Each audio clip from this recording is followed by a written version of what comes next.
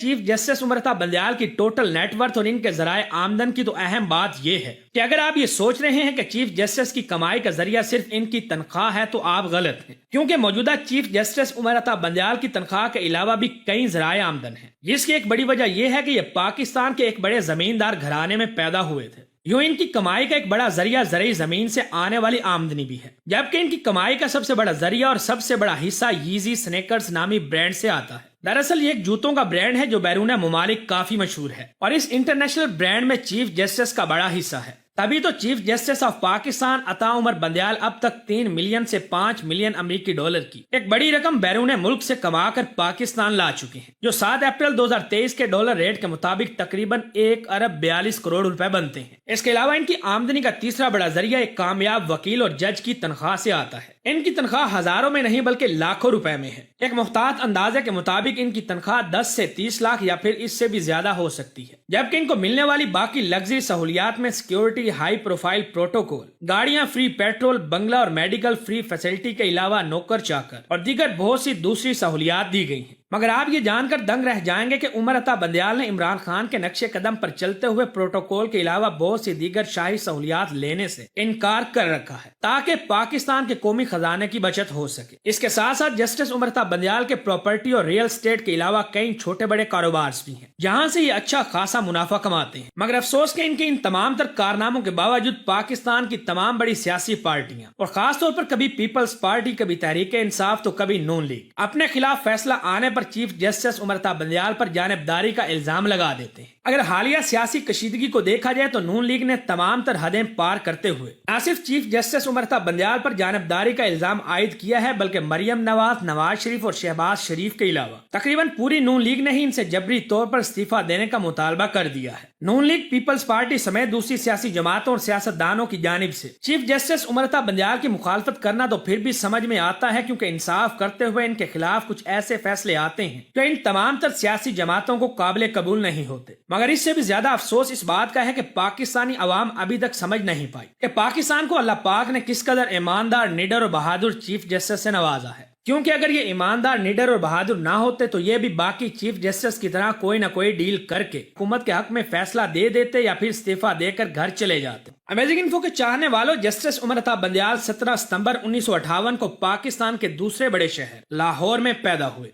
इनके वालिद का नाम फतेह खान बंदयाल था, जो पाकिस्तान के साबका सियासतदान और फेडरल मिनिस्टर ऑफ पाकिस्तान रह चुके हैं। इनके वालिद के बारे में ये बात मशहूर थी कि ये इंतहाई बासलाहियत ही नहीं बल्कि इंतहाई गॉड फेयरिंग यानी खुदा का खौफ रखने वाले इंसान थे। यही वजह है कि उस वक्त के आर्मी चीफ और पाकिस्तान के सदर जनरल ज़ियाउल हक इनकी बेइंतहा इज्जत किया करते थे। इन्होंने अपने बेटे उमर अता बंदयाल की बेहतरीन परवरिश की ताकि वो इंसाफ और हक के रास्ते पर चल सके। बाकी का फैसला आप पर है कि आप इनके बारे में क्या राय रखते हैं, कमेंट करके जरूर बताएं। जबकि वीडियो पसंद आने की सूरत में इसे अपने दोस्तों के साथ फेसबुक, व्हाट्सएप और दीगर सोशल मीडिया साइट्स पर भी शेयर करें।